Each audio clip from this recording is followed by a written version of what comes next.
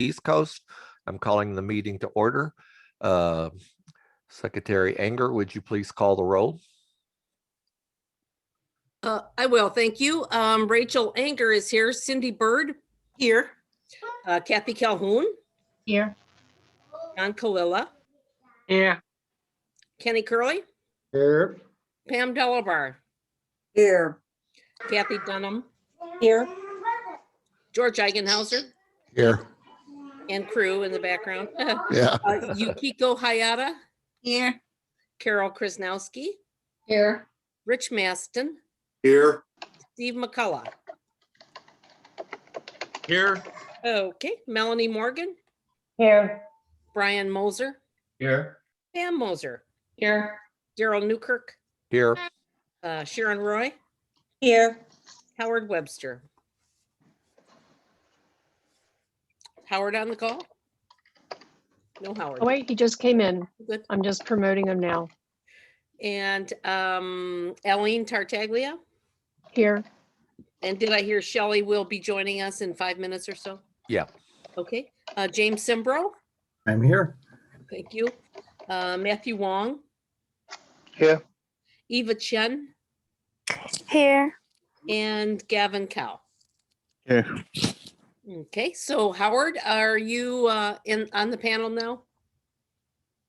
Howard Webster?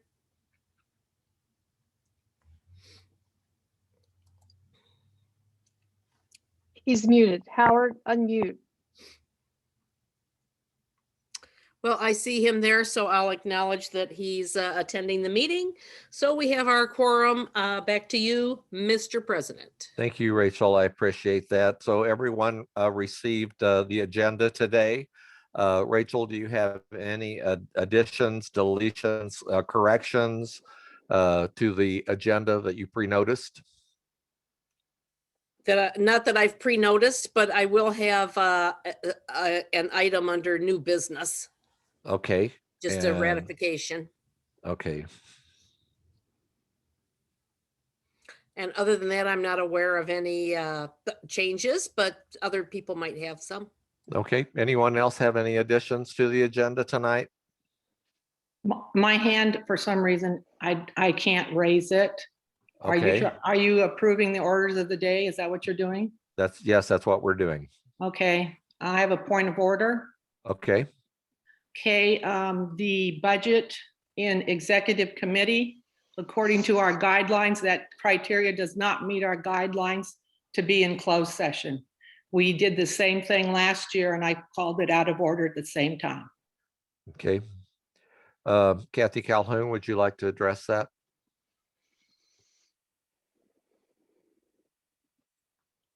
So there will be some sensitive issues discussed in the budget. The budget will be, once the board approves the budget, it will be made public. So in order to keep those sensitive conversations that involve salaries and those sorts of things, it is recommended that it be in executive session. There wasn't anything more sensitive than last year. I mean, it's the same thing as what was in it for last year with people getting stipends and stuff. So how can that be any more sensitive than this? I mean, Daryl, do you want me to address Yes, that? yes, yes, That was please. my position last year as well. Okay. well, I'm just saying, I know George agreed with me last year that this does not meet in the guidelines.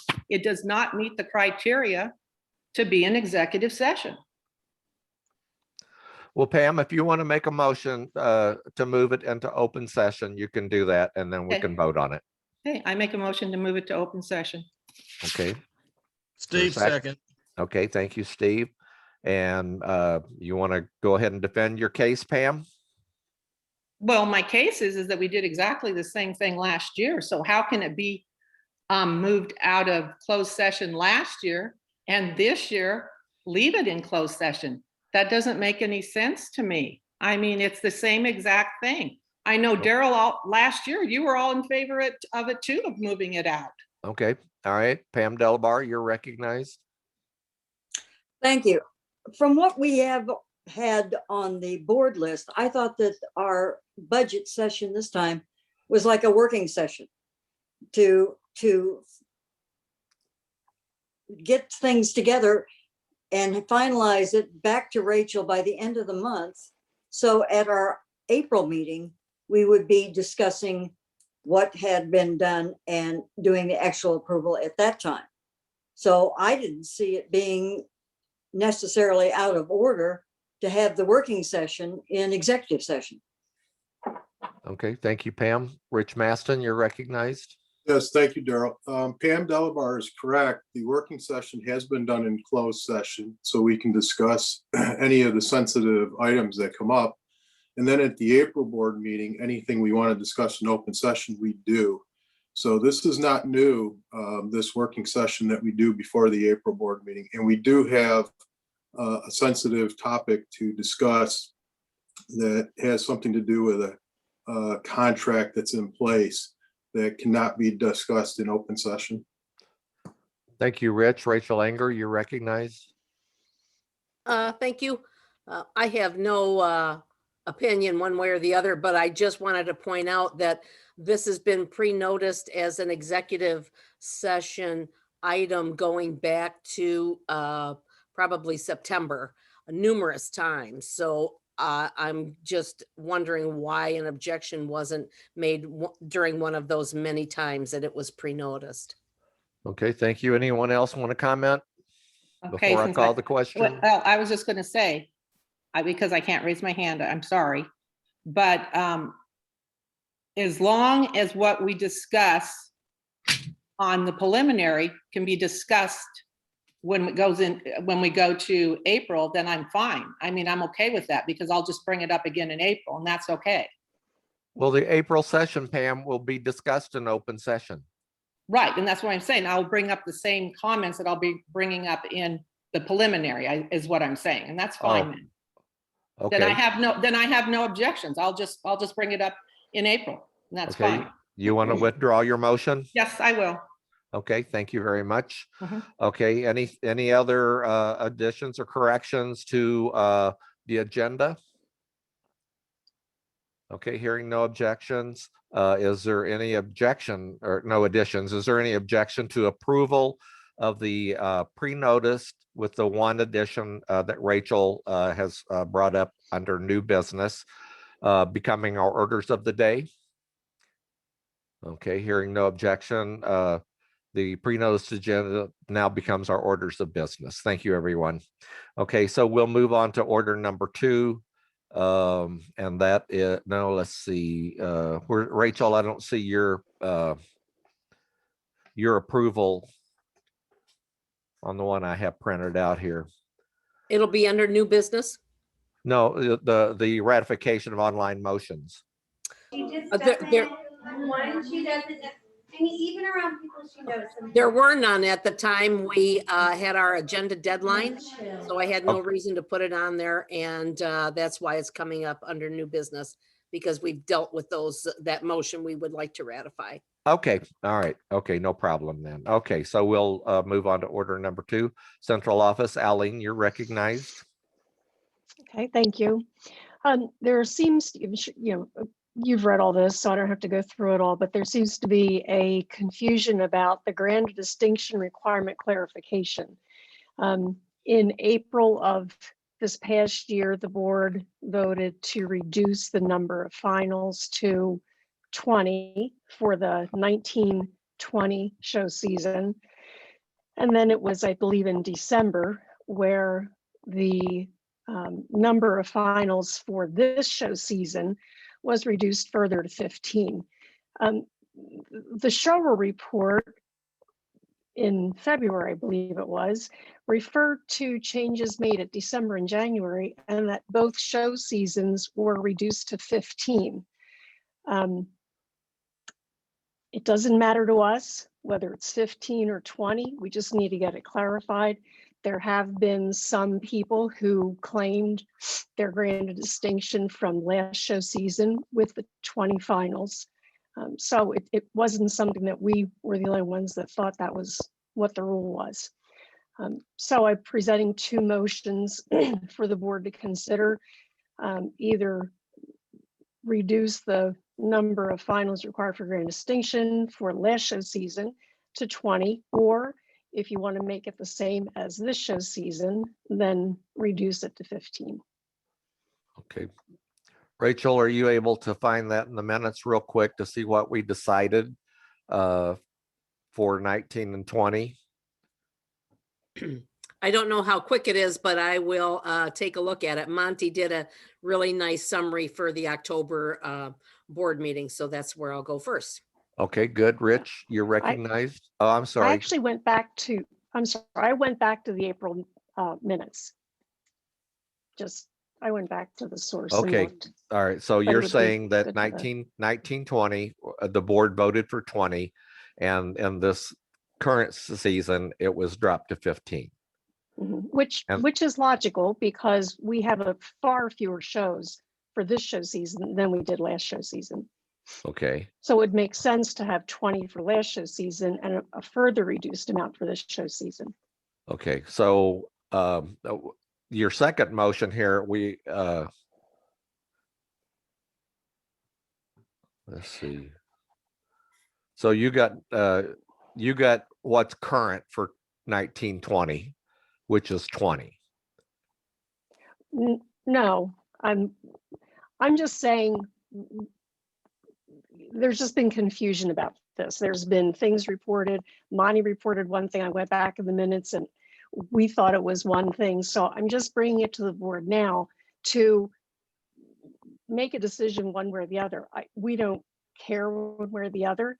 If you want to go with what Monty said, which was 15 for both show seasons, that's fine. Or if you believe that it should be 20 for the 1920 show season, then it's already 15 for this current show season. So it's just a matter of what the numbers should be for the 2019-20 show season. Okay, the point I'm trying to make is currently it's 20 for the 1920 season. Yes, that's Okay, so the first motion what we believe. would just be reaffirming what we already have. Correct. Yes. So you don't need a motion to reaffirm what we already have. So the motion that we need to make would be the second motion to coincide with what's going on with this year, if that's the pleasure of the board. Does everybody understand that? Rich? Yeah, Daryl, now, thank you. That was my my first question. We don't need a motion if that's what it currently is. My second question is, if that is what it currently is and that's what the board wishes to do, why don't we just post the correction and let people know that the current requirement for 2019-2020 season is 20? Now, if that's not what the board wants to do or wishes to do, and they want to entertain 15, then we do need a motion for the 15. Yes, thank you. Carol Krasnowski, you're recognized. Yes, I think this was an error on Monty's part, and I do believe that the number of finals for 1920 should remain at 20 finals for the grand of distinction. So I don't know how you want to handle it. I can make a motion for the 15, reserving the right to vote no, if that would clarify things. Yep, that'll help. Okay, I will do so. I'll make a motion that the number of finals required for grand of distinction title for 2019-2020 show season is 15, reserving the Melanie right to vote second. no. Kenny will Okay. second. All right, I think Melanie beat you to the punch, Kenny. So we'll put Melanie in. So Kenny, your hand's up. Go ahead. Yeah, we had a lot of disappointed people when we shut down for obvious reasons. I don't think there would be absolutely any harm, particularly with grant of distinction, for recognizing them. As part of the discussion, I myself would vote in favor of going back to 15 for the previous show season. Okay, thank you. Anyone else have comments? Pam Delabar, you're recognized. We only lost a month and a half on 2019, 2020. I cannot see where that compares to the current show season and why we should lower to 15 finals for 2019, 2020. Okay, Melanie Morgan, you're recognized. Pam, you just pretty much said exactly what I was going to say. We closed down on the 15th of March, leaving 6 weeks left in the season. We reduced the overall number of finals by a full 30 some odd %. I can't see further reducing it for that season. Okay, thank you, Melanie. Rich Maston. Yeah, I have not heard of one request to lower it. And I think to lower it because Monty may have made a mistake. I don't think that's a good decision on the board's part. Now, if we had a number of requests come in asking for it, then I can see us entertaining it. But at this point in time, I can't support it. Okay, anyone else? Okay, let's call the question. All those in favor of decreasing from 20 to 15, the 2019, 2020 requirements for grant of distinction, please raise your hand.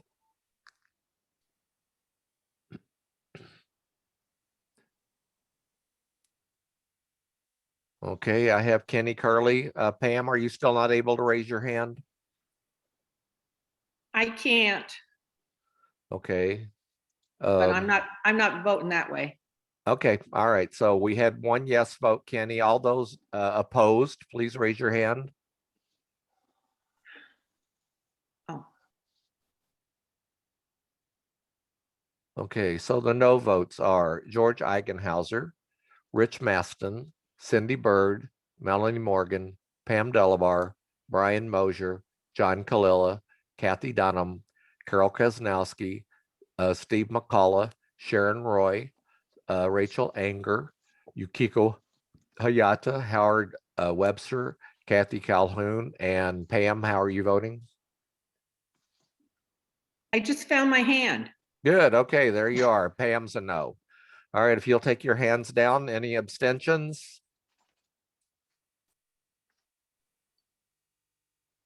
Okay, Rachel, you can announce a vote whenever you get it tabulated. I have one yes vote. And 16 no votes. Okay, I'd just like to confirm that Hayata voted no, because I had her hand up for a yes as well. Hayata-san? I think that was a no, if I can read lips. No. Oh, okay. All right. Okay. All right. Okay. So the 19 and 20 show season, the grant of distinction will remain at 20. Okay. Thank you. All right. Aline, anything else? Nope, that's it. Thank you. Okay. All right. Good deal. So let's move on to order number 3. George Eigenhauser, you're recognized for the COVID-19 committee, and Rich. Okay, well, we submitted a 3-page report on some of the past happenings of the committee, which I encourage the board to read at your leisure. But there's really only one action item, and that's going to be a bit of work. So I want to jump down to that unless somebody has a compelling question about the report they can't ask later. And the action item. Sorry.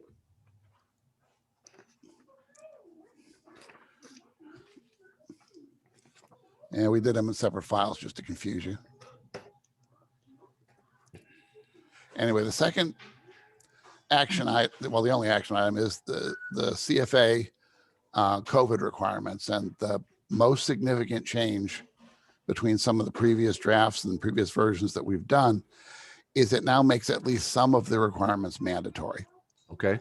And so we moved those all up to the front couple of pages so they'd all be together, because I think it would be confusing for people to read through a list of recommended and mandatory changes and go back and forth and confuse people. So a lot of the editing that you see on this, or at least some of the editing you see on this, is simply moving things around for convenience. And there were some substantive changes here and there, things added, things changed. You've got the highlights of that. But some things that appeared to have disappeared completely generally got pulled into the mandatory section or got pushed down into the recommended section. I know some people have concerns about doing anything mandatory, and big chunks of the country are starting to eliminate their mask requirements. But even in Texas, which has kind of become the poster child for eliminating the masking requirement, even there, the governor has made it very clear that he is not opposed to masks. He's opposed to government mandates for masks and wants individual businesses to take responsibility for how they run their own business. We are a business. And even within Texas, where they've eliminated their mask mandate, we are still allowed to take actions for the protection of our people if we as a business deem it appropriate. I understand that some people are anxious to get the show started again as soon as possible. They want minimum interference. I don't know if all of you watched the 60 Minutes report this past Sunday, but one of the concerns they're having right now is because of the high volume of infection in the world, we're getting all these variants. I mean, that's essentially what happens is you get enough cases out there, eventually get a mutation, and eventually mutations with the greatest viability tend to spread. And the metaphor people keep using, and I'm going to use here, is if you're running for a touchdown, you don't spike the ball on the 5-yard line. You keep going until you're in the end zone before you declare it over. And that's why we still need CFA to have COVID requirements, even as people are getting vaccinated, even as the rates are going down. Let's not quit before we hit the finish line. So one of the things we did in creating this draft was we gave it an expiration date of May 31, 2021. The board can revisit it and end it sooner if suddenly everybody in the world gets vaccinated and COVID goes away. The board can extend it if vaccination programs fall behind and we don't get the reduction in fatalities that we're hoping for. Maybe after May 31, we may do this in zones. There may be parts of the world where it's needed and parts of it that are not. But the things that we put in the mandatory minimum section are things that are just common sense, basic things that everybody can do to try to protect themselves from COVID right now and to protect each other. Because this isn't just about protecting yourself. It's about protecting your family, your friends. And we got a private message, and that's something I was going to bring up. I see that chat. The one thing I would change in this, if we're going to change anything, is that I'm told that it looks like the CDC is dropping social distancing down to 3 feet. I would be okay with doing that here, provided that, as always, if the government, wherever you happen to be, places a higher standard, if you're in California and California still says 6 feet, you do 6 feet. But for CFA's minimum, we might want to reduce it down to 3 feet. But other than that, these are mostly basic common sense things that people can do to protect themselves and each other from COVID. And so what I'd like to do now is just kind of roll through the requirements. And I don't know about everybody else, but doing all the changes just confuses me. I'd like to work from the clean version if people don't mind with that. Does anybody have an objection to working off the clean version? No, let's do that. Okay. So what I want to do is I'm going to make a motion that we adopt it as is. Hopefully we'll get a second on that. We can discuss. Rachel seconds. Okay, Rachel. And then let's kind of scroll through this. If somebody sees something they really, really have to change, we can just do a motion to amend it. Okay. So I also, George, I just want to comment. I went on the CDC website today, and they and I typed in my browser, did the CDC decrease distancing to 3 feet? And the answer was no. It's still 6 feet. The report that Jake Tapper asked Fauci about was I think it was at a Massachusetts school. And the schools said that there was no difference between an infection rate at 3 feet than there are 6 feet. So I just want to point that out right now. I think the CDC will probably drop it to 3 feet, but it really is 6 right now. Right. And that's why I'm saying that, even if CFA drops it to 3 feet in this, because this document is supposed to be in effect for a couple of months, We don't want to be tweaking it every day as changes come out. Sure. But even if the CDC does drop it to 3 feet and CFA says 3 feet, if your facility says 6 feet, it's 6 feet. Yeah. If your state says 6 feet, it's 6 feet. So we're not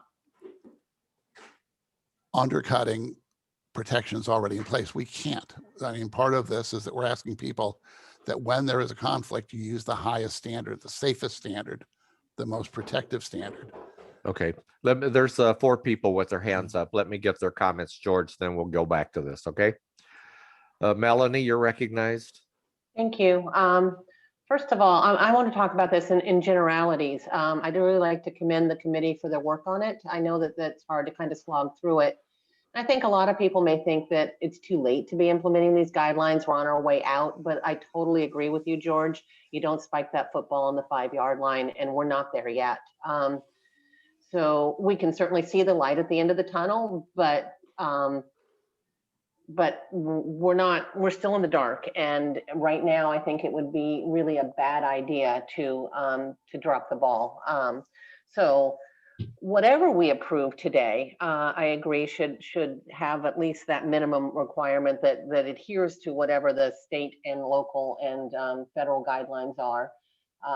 But it needs to be clear and it needs to be administered the same for all the clubs. So if one area is doing it one way or another, I think somehow we need to standardize it, because it's not fair to hold one club to one level and then not hold another club to that same level. So the clubs deserve that specific clear direction. We have a responsibility to act responsibly in terms of how we address the global pandemic. And that's what this guideline that this committee has worked so hard to put together has, I think, accomplishes. So I'm fairly supportive of it as is, although I'm uncomfortable with moving that 6-foot social distancing down to 3 at this point. That's okay. all. Thank you. Rachel Anger, you're recognized. Thank you. I'd just like to point out that this has been on the website since it was originally authored in June. And as the original author of the guidelines that we've had up there for 8 months, I would like to say that I support all of these changes. I went over them very carefully and feel that it is a good update of what we had in place to be more current to what's happening in the world right now. And I would like to support all of the changes that the committee made. Great. Thank you, Rachel. Pam Mosier, you're recognized. Okay, now I have a number of questions. So I don't know how you want to do this, Daryl. I mean, it's just different questions on different areas. Do I just ask them one at a time and see if I can get an answer? Yep. Okay. So the first one is, it says vendors must follow retail guidelines for the area. So vendors can do whatever the local ordinance says, but CFA cannot. That's kind of, to me, a little bit conflicting. No, again, it says that when there's a conflict between CFA standards and other standards, the higher applies. So okay. Okay, next question, Pam. Okay, well, so what George is saying that the CFA standard is going to apply, so that's not going to be the local, because truthfully, the CFA standards are higher than any local or CDC standards, especially in Texas. So anyway, then the other one is, how can a show manager be responsible for every individual's behavior at once? They already are. I mean, the show manager is responsible for making sure the show rules are followed at the show. Now, that being said, I'm not asking any show manager to risk life or limb if some anti-masker is going to get troublesome. But it is their obligation to at least point it out and make an effort to educate them if they can. I don't think anybody on this board would punish a show manager who decided to err on the side of caution when dealing with someone who might potentially cause a problem. Okay, that's what I wanted to know. Okay. Pam, I don't think we want what I saw in the news last night, where the 65-year-old lady went into the bank without a mask on. They wrestled her to the floor and handcuffed her. We're not looking for that. Okay. Okay. What if the show has to cancel due to these requirements? Will CFA pick up the financial responsibility? And I'm speaking a lot of like Texas and Florida. I mean, they're pretty wide open.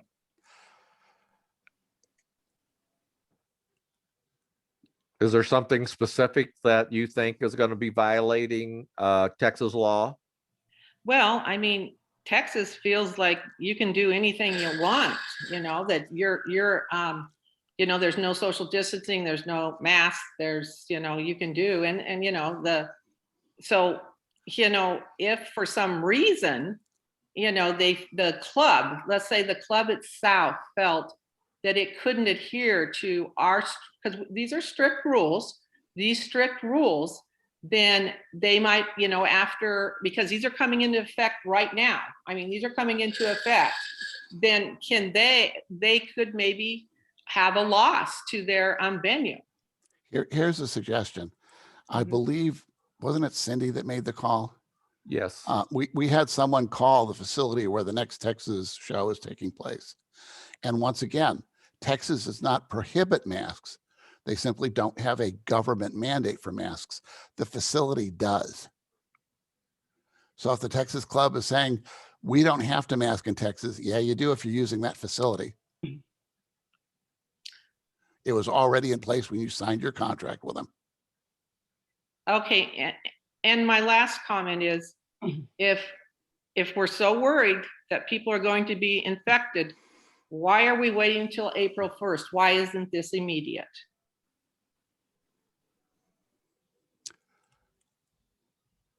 George? I'd be comfortable doing an immediate. I didn't think the rest of the board would be. Well, I think if it's this much of a concern, it should. This is just my opinion. I think it should be immediate. Make it a motion. I'll second. Make a motion that this is immediate. I'll second. Okay, that's an amendment to the proposal. All right. So, Pam, you want to if you got your hand up and you want to talk about the amendment, keep your hand up. If you're not going to talk about the amendment, please take your hand down. Okay, Rich? Yeah, thank you, Daryl. I have no objections to making this, as Pam suggested, immediately. Okay, Kenny? You're muted, Kenny. I don't have any objections either. Okay. I would like to congratulate the committee on doing a very fine job. We've had 5 shows in my region, and we're very conscious and have been very conscious of social distancing, masking, and pretty much following everything that's in this. So I'm fully supportive of this. Okay. That's what I wanted to say. All right, Rachel Anger, you're recognized. Thank you. I'd like to reiterate that we already have guidelines that are in effect and have been since June. These are just edits. So it's not like this is all coming at everybody and we need to do it right now. I have no objection to adopting it now or in a couple of weeks, doesn't matter, but I just wanted to make that point. Thank you. Okay, great. Thank you. I see no other hands up. Anyone else want to talk about the amendment of making this a proposal effective immediately? Okay, seeing no hands, is there anybody that objects to this motion or this amendment to take effect immediately? Okay, by unanimous consent, Pam's motion to amend the effective start date is ratified. Okay, Pam, you have any other questions? That's it. Thank you. Okay, I know there were some hands up. Pam Delabar, you're recognized. Thank you, Daryl. When I read through this, this is really targeted the US. We have some considerations worldwide that we won't see CFA activity if they have to excuse me, I'm still trying to wake up. If we are trying to make this worldwide, it's not going to work. This looks really targeted to the US. We have US measurements, nothing metric. I hate to see us threaten protests on something that really is targeted. When you say CDC, that's US. It's not the rest of the world. This is just my gut feel. I can't take anything specifically apart right now. I know that yes, we are concerned, but we have areas even in Region 9 now that are lifting requirements because the incidence of the virus is no longer present. Okay, thank you, Pam. Steve McCullough, you're recognized. I just have a couple of things on here. Can you go to the, oh, I'm done. The right here below F. Stop. The other way, Eileen. Here. Yeah, there we go. Where it says the licensed club at show managers, Yankee Yanka. After COVID-19 requirements, can we change the word and local, county, state, and national to or, since we're going with the more restrictive standard, instead of having to adhere and abide by all of them at one time? It seems to be conflicting in its wording.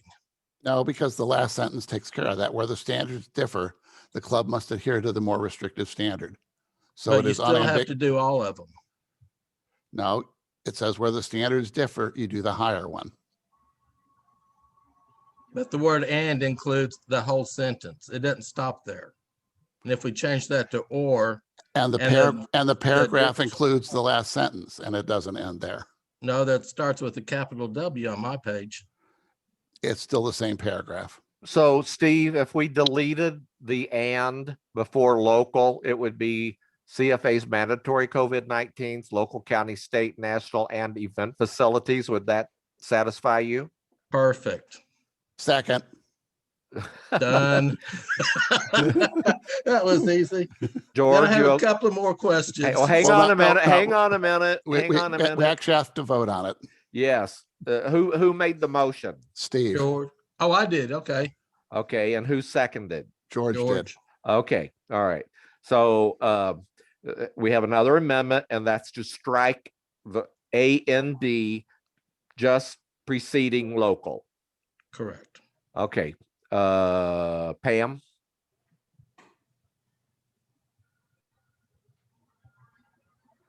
Pam Delabar?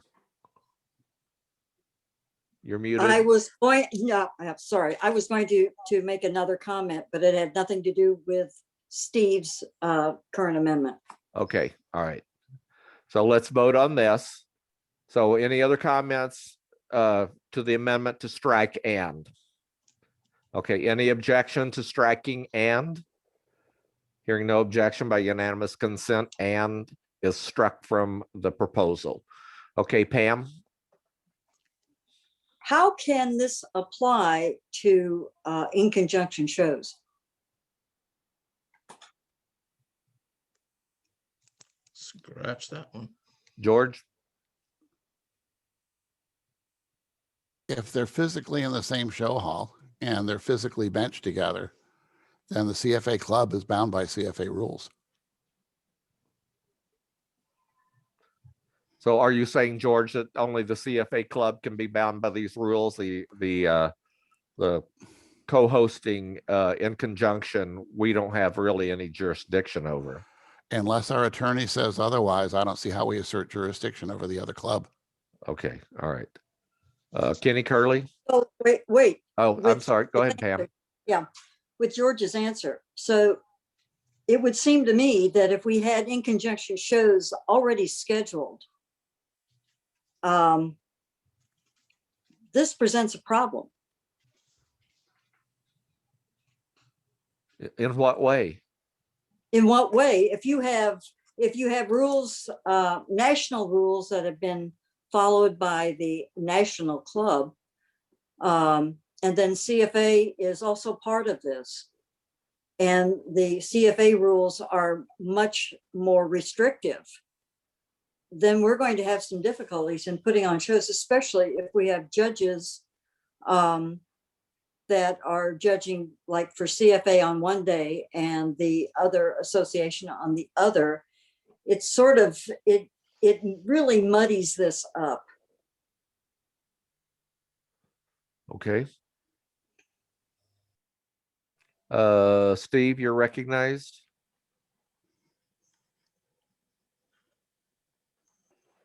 Kenny Curley, you're recognized.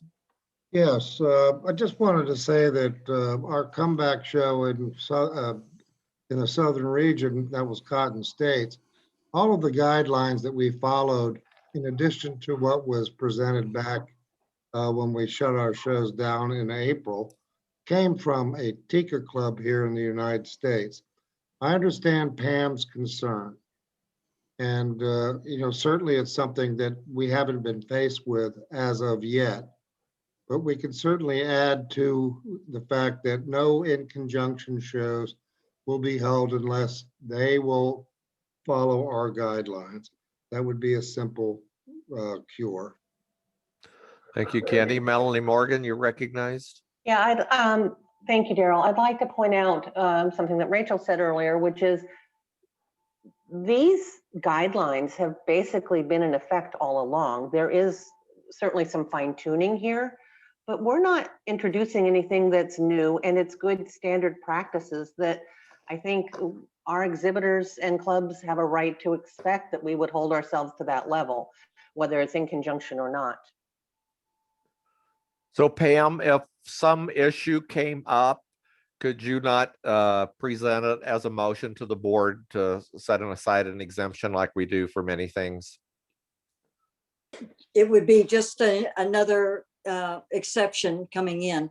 Oh, I wish I was as quick on the uptake as I usually am. As I said, my concern is that this is really written and targeted for the US. We have put on 3 shows under the current guidelines in Finland, and we had no problems with those guidelines. Where I have a problem is if somebody messes up, you've got written right into this that, they're liable for protest. And then when you bring in the in conjunction shows, yes, we have some already on the books approved that hit during this time frame. So it would be a big embarrassment to have to go back and say, hey guys, either you are going to meet CFA standards on this, when in fact the area or whatever has been cleared of any problems. It's a problem. Right now, I live in a country that has a total of 800 people who have died. Finland is very tough as far as the areas that what can take place. Restaurants open, restaurants close, restaurants can allow takeaway, restaurants cannot allow takeaway. We're used to following this stuff. I am just concerned when we get to areas that are clean and becoming clean, like Russia right now, that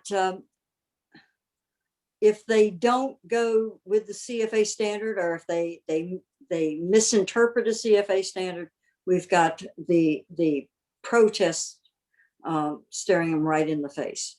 That's just a concern. So Pam, why can't you write up what you think would make it so that this proposal would fit what happens in the international division and bring it back at the April meeting? Because one, Daryl, I will vote for this. I am expressing my concerns that, as I said, this is targeting the US, and it really doesn't have any give or take when it comes to the rest of the world. That's my concern. Okay, and that's why I'm not belittling what you're saying. All I'm saying is that if you think our policy, since we're a global organization, should address different areas of the world, you put in some work with George. He can tell you what will fit, what won't fit, so that your concerns about your region will be addressed in the policy. Well, it's not only my region, it's the rest of outside of regions 1 through 7. What I will do is, as I said, I intend to vote in favor of this. Okay. And then I will come back with George and for additions or corrections to what this would be later. Okay. All right. Rachel Anger, Okay. you're recognized. Thank you. I just have a bit of confusion about the entire discussion we had about in conjunction shows. I don't understand how we can enforce another association show to follow this rule. Is that what people are saying? That's what I'm hearing, but it's just not making sense. Well, So I guess she's talking about, Rachel, about like the big Russia show where there's like 5 federations that come out and CFA's included at the same time, at the same time. Okay. Is that what you're referring to, Pam? like the Pretty Grand much, Prix. yes. Okay. Yeah. Okay. And what we may wind up doing is, if an event like that comes up and we need to create an exemption in that circumstance, we can do it. The board has that power. Yes. Yes. Okay, Kathy Dunham, you're recognized. Thank you. I just have a question for clarification on the protest piece that was added to this. I don't recall it being in the last version. And, are we talking about one incident in a show hall of an individual not wearing a mask or taking a photo when they're not supposed to be taking photos? Or are we talking about, multiple incidents? And who is the entity that is potentially going to file these protests? Are you thinking other individuals are going to file them against an individual or a club? Or is it somebody that is supposed, are you thinking show managers are supposed to be filing these protests against individuals? I'm just looking for some clarification. Thanks. Currently, our protest process allows anyone with some knowledge of the facts to file. It can be an exhibitor, it can be a judge, it can be a show manager. It's pretty much an open process. I've said this before and I'll say it again. I have never been to a cat show where I couldn't find a show rule violation if I wanted. If I looked hard enough, I could find some technical violation somewhere. We've always assumed when we have our show rules in place that there is an element of common sense involved. If somebody's not wearing a mask and it gets pointed out to the show manager, then the show manager has a responsibility to advise that person they ought to be wearing a mask. If the show manager doesn't see it, it's obviously not their responsibility. If the show manager says, I refuse to enforce any mask mandates, CFA can go to blazes, that exhibitor could file a protest against the show manager, yes. But for trivial minor violations, we have never, well, I take it back. There are people that try, but the board has always filtered out the trivial, the minor complaints. And I think done a good job of only punishing people who have done something substantial. So the legal term is de minimis non curat lex. The law does not deal with trifles. We're not asking anyone to go to a show and look for every possible violation. We're simply saying that when a violation occurs that is worthy of a protest, the process will be available to them. You okay with that, Kathy? Yes, thank you. Okay, Steve McCauley, you're recognized. You're muted, Steve. It was your lucky day and you blew it. Put a sock in it. back in the day when this was all drawn up, we had a clause on the COVID-19 waiver that if the exhibitor refused to comply, then they would be asked to leave and they would go willingly. Are we still leaving that in the COVID waiver? This does not address that one way or the other. If you want to make a change to the existing COVID waiver, the existing waiver form, that's a separate project. We have not yet done that task. Okay. Are you working on it? I am not, but it's a good thing. Okay. It's something we should be doing. Okay. Because I think good. there should be a box on there that asks if you've been vaccinated or not. Now, if they're going to lie, how do you know? Well, actually, I've been vaccinated. I've got my 2 shots, and I got a printout from the facility when I got the first shot. I got a printout from the facility when I got the second shot, and I got a little tiny card. Yep. That looks like this. Yep. That tells the world. So yes, obviously at some point, if it becomes a thing, we're going to have to start addressing if we treat vaccinated people differently than we do unvaccinated people. But right now, most of the world has not been vaccinated. There may be pockets like Israel that have very high vaccination rates, but most of the world has not been vaccinated. And my hope is we can skip over that step and go from pandemic to done without having to have a transition period where we're treating vaccinated and unvaccinated people differently. Yep. And Steve, I'd recommend everybody that's had their shots, take with your video camera on your phone. That's what I did. I have I took a snapshot of it. So if anybody asks, I can just show them on my phone that I've had both shots. I'm old school. I made a photocopy of mine and it's sitting in my wallet. Okay, there you go. Thank you. That covers it too. You're welcome. Anyone else? Okay, are we ready for the question to approve? Okay, Rich Maston, you're recognized. Thank you, Daryl. I want to thank the committee for working on this. Special thank you to Kathy and George for putting this document together. I do want to point out that Steve's recommendation, removing the word "and" in that one paragraph, needs to be addressed in 5 other sections of this document.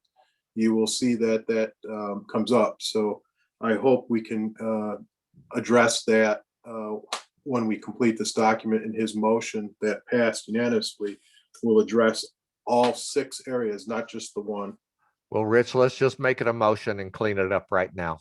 Okay, I make a motion, then we remove the word "and" in all the sections that refer to CFA mandatory COVID requirements, comma, local, county, state, national, and event facility regulations is subject to discipline as a CFA protest is specified by Articles 15 of the CFA Constitution. Rich, you read too much. I'm sorry. We're going to change it every place, not just the place that talks specifically about discipline. Right, every place. Any So seconds? I don't know how you want to do it, Daryl, but there's 5 other places. Okay, well, we'll just let George knows where they are. He can do it. So I need a second. Kenny seconds. Okay, Kenny, I'll take yours. I heard yours. Okay. Any comments on that, Steve? You have your hand up. You want to comment about the motion? Can we just eliminate? Can we eliminate the other 5 areas and just have one singular statement? Well, that'd be up to George. That would require too much redrafting because we'd have to keep referring back to it. Yes. It's easier just to do a broad sweep, one motion to cover them all. All righty. Okay. All right, Rich. No. Okay. All right. So we have another amendment, and that's to correct the 5 other locations where the "and" needs to be struck from the proposal. Any more comments? Is there any objection to the amendment? Pam Mosier, you object? No. I just have one comment. Okay. On where I had made the amendment to have this immediate, I just want to make sure, how will this be sent out to everybody? Will this be by a CFA news announcement or immediately? How's that going to be communicated? I would assume that Aline will send this out as a CFA news announcement.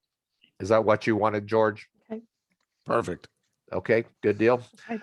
All right, any objection to the last amendment here before we vote on the proposal?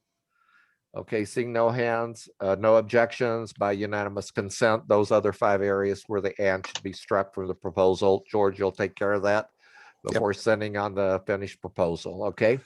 Kathy Calhoun, you're recognized. Kathy, you're muted. In the distribution of the document, can clubs that have shows like in the next 30 days actually be sent a copy so they would make sure they know? I think Aline can take care of that. Yes. Okay, all right, good deal. Thank you very much. Okay, so we've amended the proposal. Is there any further comments on before we vote on this? Steve, you're recognized. You're muted. I'm in that category of the show within the next 30 days. Do we have to redo our judging contracts now to reflect the wording in this document? No, but you'd have to follow the spirit of it. So if you've told the judges you're not going to have gate and you add gate, you'd have to notify them. Okay. Not a problem. Okay. All right. So let's vote on it. Everybody in favor, raise your hands.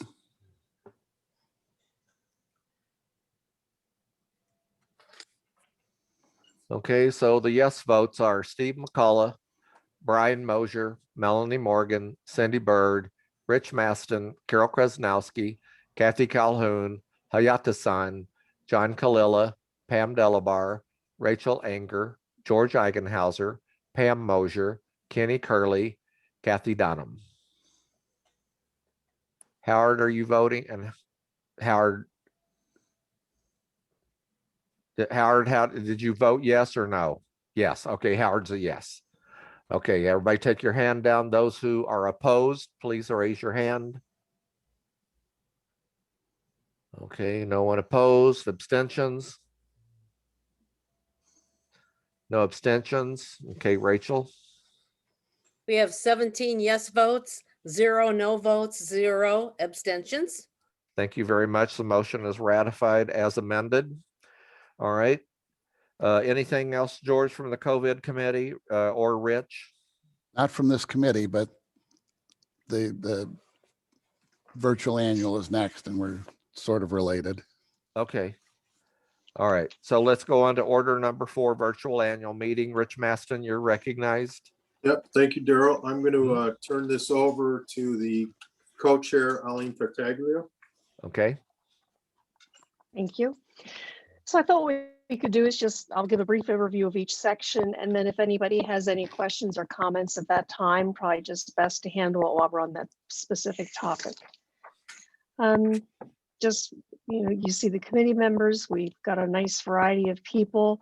We've held a few meetings, and then we have the current happenings of the committee. The primary goal of this is to have as close to an in-person annual meeting as we possibly can. And we know that's impossible to have it the same, but we're trying to do everything possible to make it, almost like you're there. So we're proposing, or we believe it's important to have some people at the central office to be able to pull this off well. And, doing a meeting with 20 or 30 people is one thing. We're talking about doing a meeting with 300 and 400, it becomes a much larger task. And we have to be ready for, just about anything that happens. So, I've outlined here the individuals that would be at the central office. Daryl would be there. He would chair the meeting from the central office. We would be on, they're helping the entire way, getting people checked in, seeing who's raising their hands, acknowledging people is the whole idea. We did consider hiring an outside company, but they would be using the same platform we are, which is Zoom. And we know our audience better than anybody else. So we would be basically telling them what we wanted to do. So we felt we would just do it ourselves. Any questions so far? Okay. Delegate registration. delegate registration will basically be the same thing, except instead of people standing in front of us at a table, they'll be on the screen, and I'm making that seem very simplistic. It's not quite that simple, but that's what we envision. We are strongly recommending that delegate registration take place on Tuesday instead of Thursday. We need to be prepared for any kind of, we just don't know what could happen. It may take longer than we anticipate. It may have to go into Wednesday. So we just want to be ready for everything and have things work as smoothly as possible. So we need a little bit of extra time. The only Eileen, reason you we've want to had you want to scroll up a little bit so we can Oh, I'm sorry. Yeah, I'm follow very good where talking. you're at. There we go. That's okay. Yep, right there. Okay. So we just think it's really important that we do delegate registration on Tuesday. There's no travel issues, which would normally be the reason to have delegate registration the day before the annual meeting.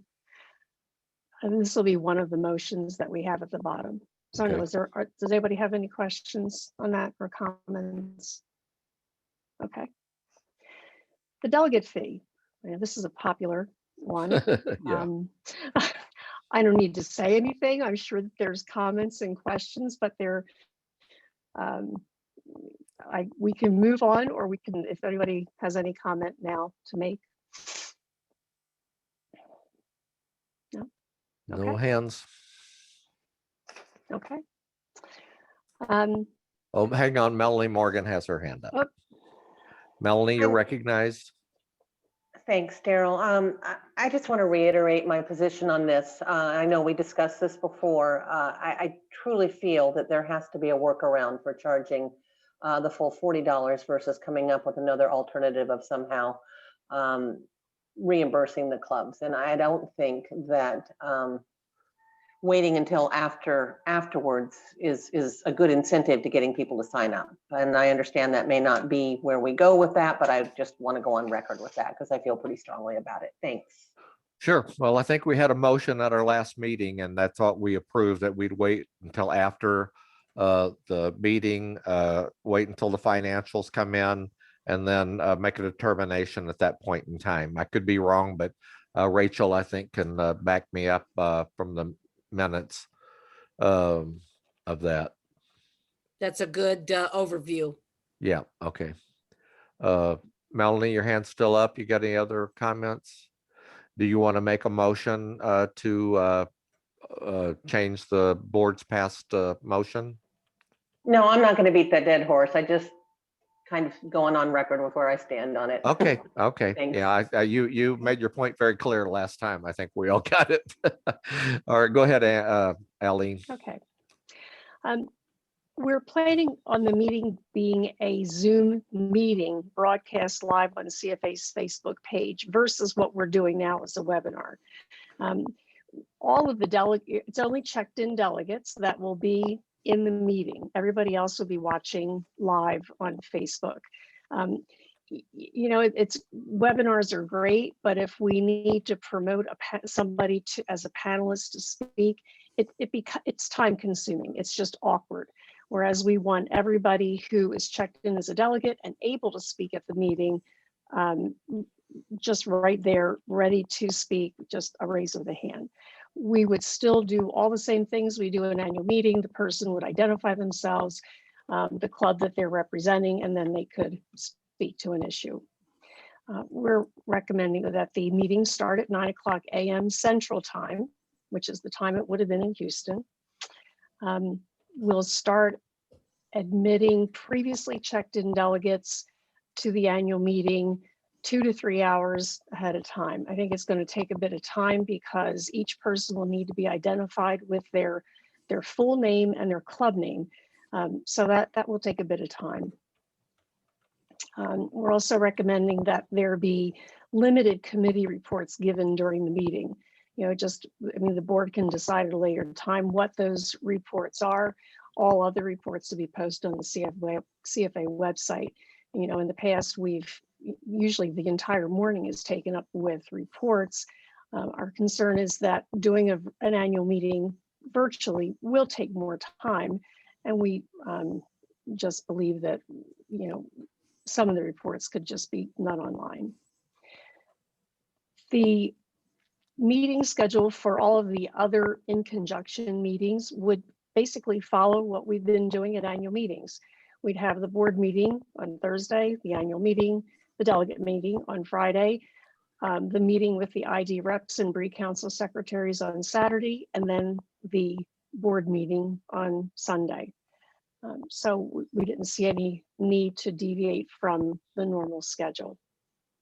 Okay, we got a couple hands up, Aline. So Steve, you're recognized. This is in response to my good friend Pam Dalabar. You'll need to tell people this is daylight savings time so they won't be late. Because Okay. other countries don't know we're skipped up ahead. Yeah. Okay, Pam It's actually Mosier. standard time. Daryl, I'm just waiting for her to get to the voting part. Oh, okay. All right. Okay. Pam Delabar, your hand's up.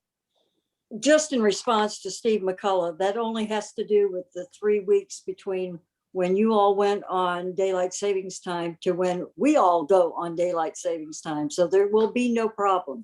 Okay, good deal. All right, Aline, proceed, please. Okay.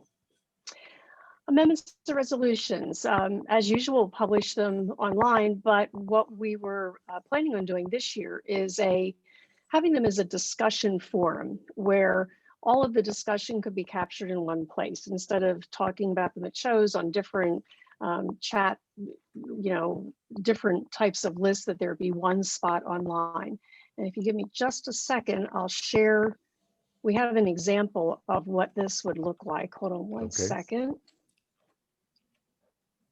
Okay.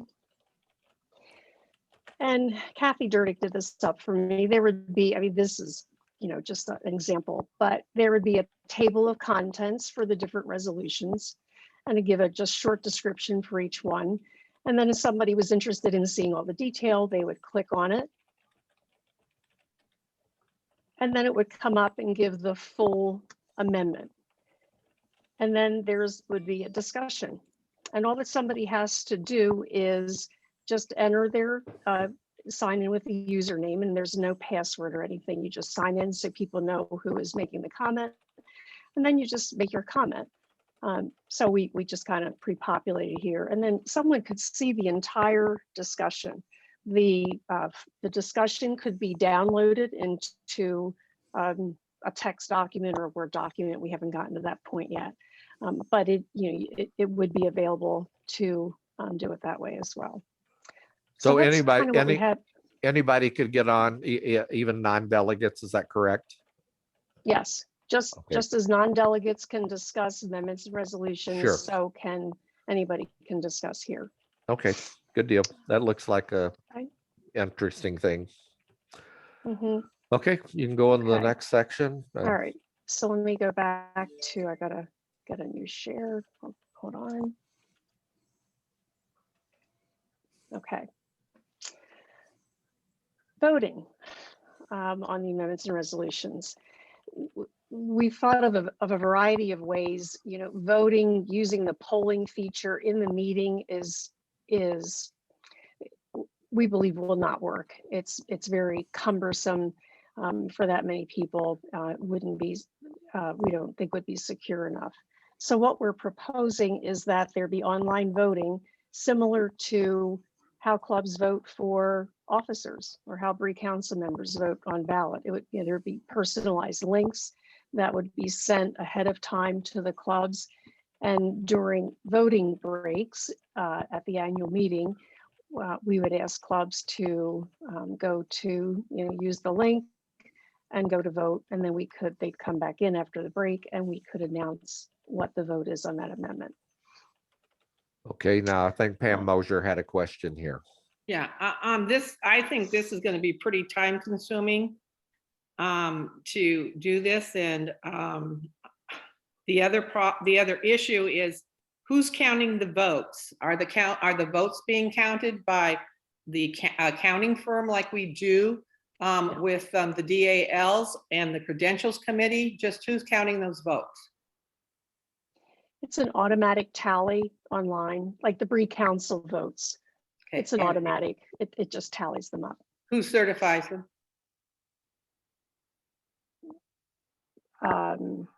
we have, we can get a report that shows which clubs have voted. That's not something that we can certify that quickly. Well, like I'm saying, I mean, are you going to have, this is the job of the the credentials committee, does this. Are you going to have like Nancy Dodds there, somebody there overseeing this? I just think it needs to be done, legitimately like that. Well, we can certainly have somebody from credentials available. I'm not sure what there is to oversee, but we can certainly take these matters to the committee and we can discuss it further and come back to the board. Or else, I mean, that would be okay. I mean, with seeing the vote, I mean, like when we're at a meeting, everybody raises their hands and you can see, what's going on. I mean, that's obvious, but when it's being done this way, it's not obvious. You don't know, where's the vote? I mean, who's counting them, what's being done? I just want to make sure that there's some assurances in place that we can be aware of seeing those, or like I said, a credentials committee or accounting firm. That's all I'm saying. Okay. Okay, we can look at that. There. Yep. Carol Krasnowski, you're recognized. Yes, from what I'm hearing from Aline, the program that is going to be tallying the votes, it does it automatically. And it's going to actually count how many votes were in favor of that particular amendment or resolution. The only time I can see there may be some sort of an issue that we would need credentials for is if there's a tie. And then we would have to address it. But since this is all going to be automated, we would automatically get a count. In a traditional annual meeting, we don't actually count the number of hands raised for each vote. Unless there's a challenge. Right, exactly. Yeah. Pam Mosier. I understand what Carol's saying, but in a meeting, you can at least see the hands being raised. That's all I'm saying. I know you don't actually count them, but the president can look out there and say, oh, well, this is overwhelmingly, yes, it passes. You're not counting them. So, I mean, it's the essence of being able to see. I mean, to make sure, I mean, just to see, I mean, I don't think that's should be an issue. So Pam, would you be satisfied if Aline prints out and then mails it out to the delegates what the actual vote is, the machine tabulated vote? Yeah, I'd be okay with that. Aline, can we do that? Oh, we can do that. We're not going to. Are you looking for a report that shows how each club voted? No. I'm just okay. No, that's what I'm asking. Yeah, Pam, no, just the final vote. How many yeses? How many nos? And I mean, we could either put it up and show it on the screen so that everybody that wants to see it, or it can be posted and they could go there and look to see the official count. We'll announce it, obviously. Sure. So I think probably just posting on the CFA website as they happen would probably be the best option. Pam, I'm sorry, Steve McCauley, you're recognized. Since there's going to be two of us on one computer voting for two separate clubs, how is that going to be handled? Do we sign out and sign in? Or? Well, those are details that we still have to figure out, but you'll have individual links. It would be just as if you were using the same computer to vote on pre-council ballots or to vote in the upcoming election. It would really be the same thing. You just have to take turns Steve, on the computer. I think, Steve, you'd just sign in, cast your ballot, sign out, and then let Jeff sign in with his link, cast his vote, and then you can stay in there or go back to you. Okay, then I sign back into the board meeting, correct? Yes. Okay. Yeah, you could. Yep. Actually, what we're going to do is ask people to keep that window open up a new browser window. We'd rather not have to have people logging back in and getting everybody's name back in. Yeah. having to identify everybody again. But those are details that we're going to work out, and we'll be, having very detailed instructions for clubs to follow. Yep. Pam Delabar, you're recognized.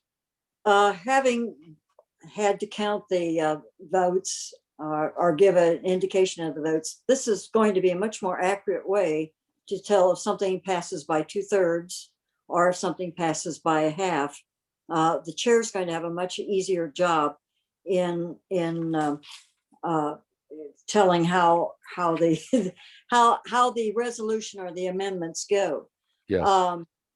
What my concern is, how does this work for somebody who's carrying a proxy? And how is this going to work under what you just said, Aline, is more of a Windows-based action than if you're using, let's say, an iPad?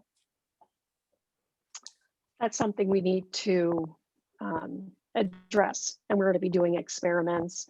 So I don't have an exact answer for you yet, but we anticipate it is doable. I don't know that James has his hand up. Okay, go ahead, James. Sorry. I just want to address, I think I'm going to address both Pam and Steve. I've heard this term thrown out a lot for the voting about logging in, and maybe Aline can correct me if I'm wrong. You're not logging into anything.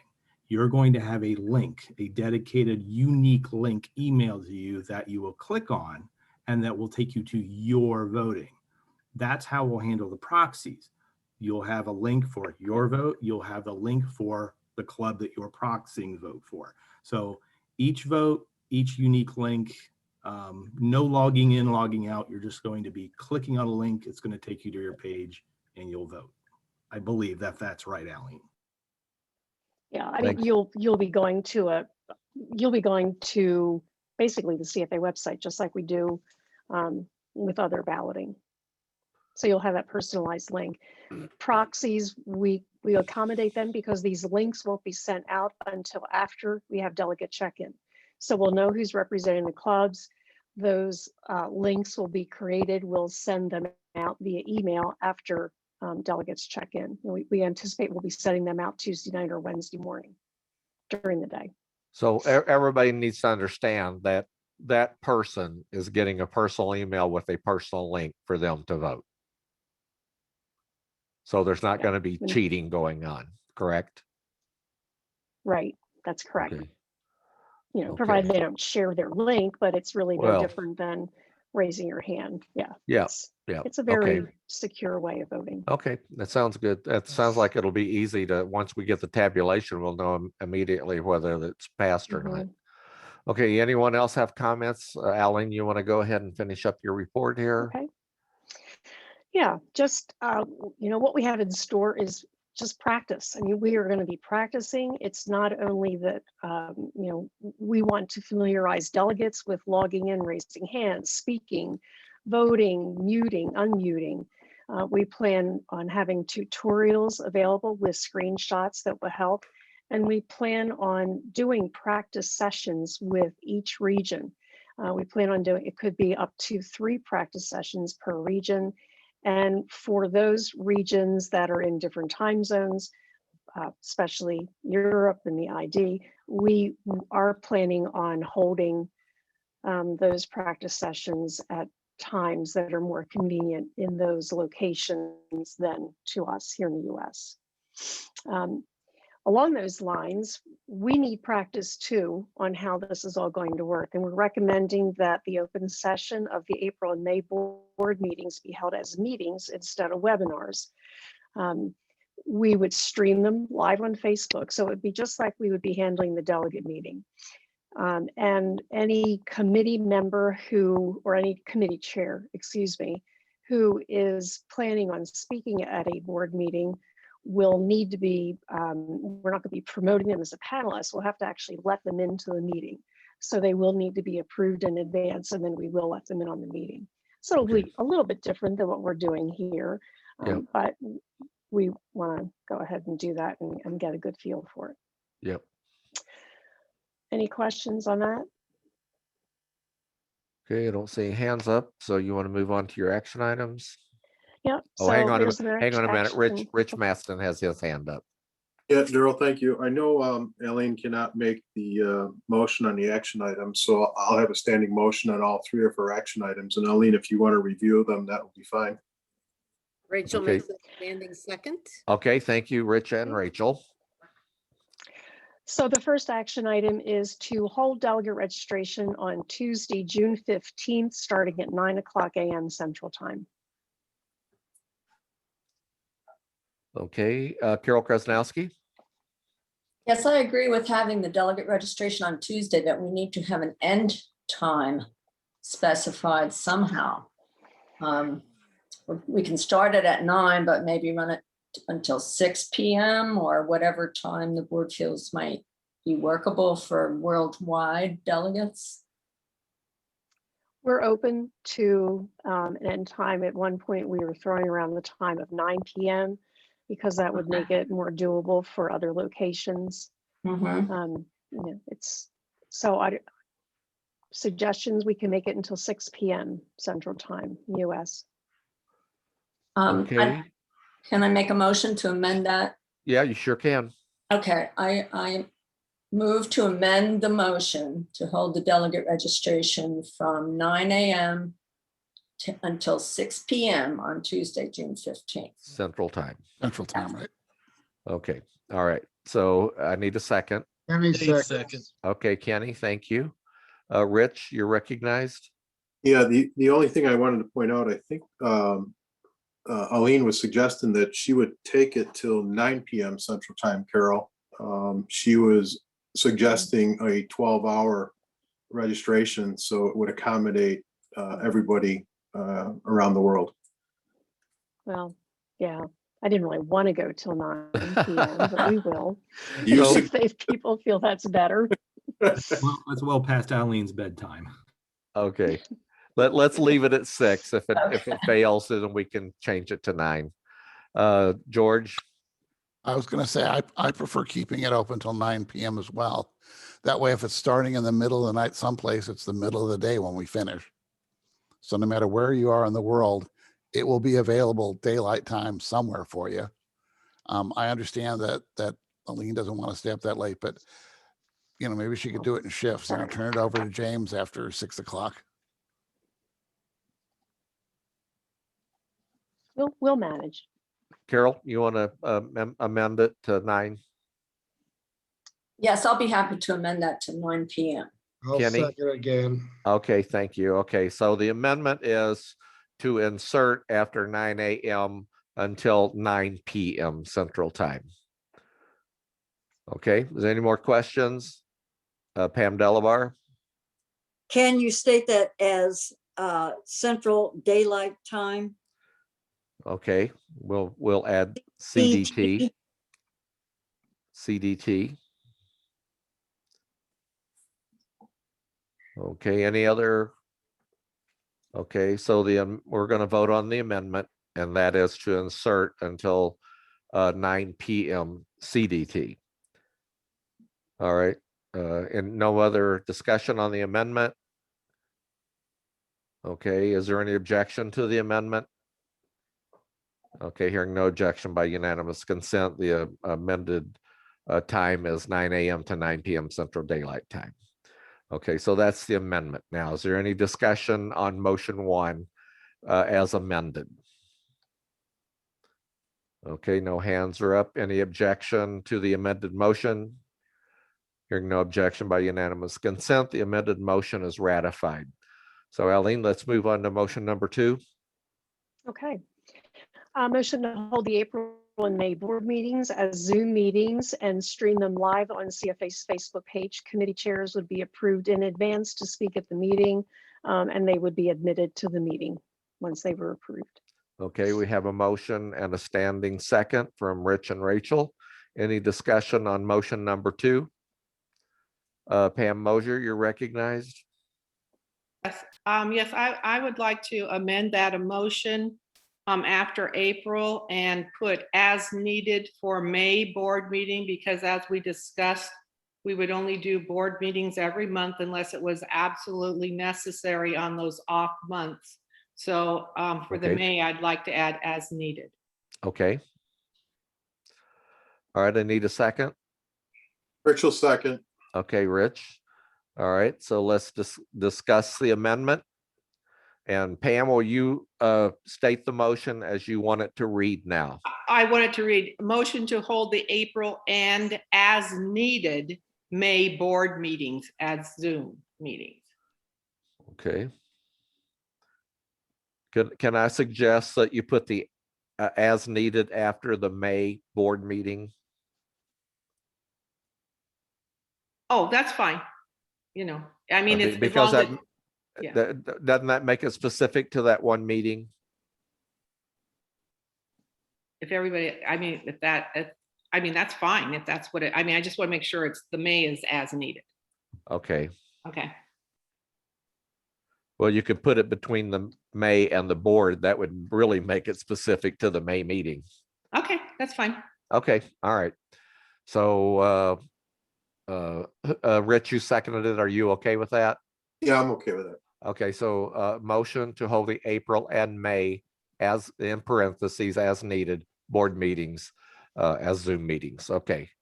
All right. Any other discussion on the amendment? Okay, any objection to the amendment?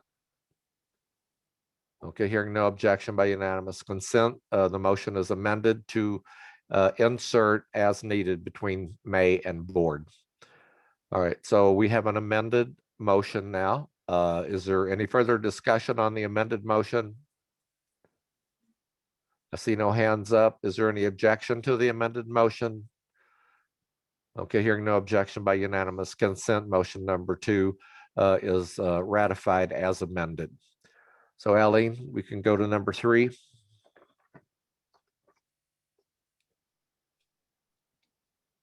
Okay. Conjunct with the annual delegate meeting as follows: the Thursday board meeting, the delegate meeting, of course, on Friday, June 18th, Saturday, the meetings with the IDREPs and the Bree Council secretaries, and then Sunday, the board meeting that's typically held on Sunday morning. So does anybody, do you want to insert times for these meetings? We've already said that the annual meeting would start at 9 Central Time. Do we want to insert times for the other 3 days? Okay, nobody's hands up, I guess not. So any discussion on the 4 board meetings for the annual? Okay, seeing no hands up, any objection to the approval of the motion? Okay, no, hearing no objections by unanimous consent, motion number 3 is ratified as presented. Okay, Eileen? That's it. Thank you. Okay. All right, Rich, you have anything else for the virtual annual committee? Yeah, Daryl, thank you. I just want to thank all the committee members for their hard work on this one as well. It's taken quite a bit of work. Special thank you to Eileen for all her work and her coordination that she's doing. Okay, great. Everybody did a good job, I think. Okay, so let's go on to order number 5, which is unfinished business. Do we have any unfinished business? Okay, I see no hands up. Other committee reports? Have none listed. So let's move on to order number 7, which is new business. And Rachel, I'll recognize you because I know you have Thank you. We have a document that should be coming up that shows one motion that will need ratification and a second motion that does not. The one that needs ratification is the one we just passed today, regarding extending the entry deadline for the Jiangnan show in China to Thursday, and it was passed unanimously. okay. All right, so you're I'll- making the motion, and who's going to second? I'll second, George seconds. Thank you, George. I appreciate that. Okay, so we have a motion and a second to ratify the executive committee motion. All right, anybody have any comments on this one? No? Okay, that's a good deal. Is there any objection to ratification of the executive committee's proposal? Okay, hearing no objection by unanimous consent, it is ratified. There we go. Great. Thank you, everyone. Yep, okay. Any other new business?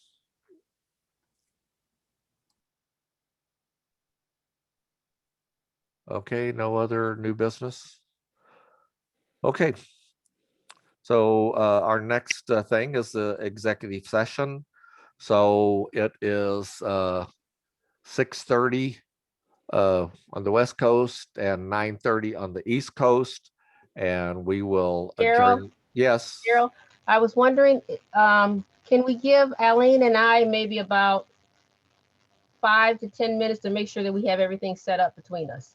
Sure. Yep. Before we go into executive session. Yeah.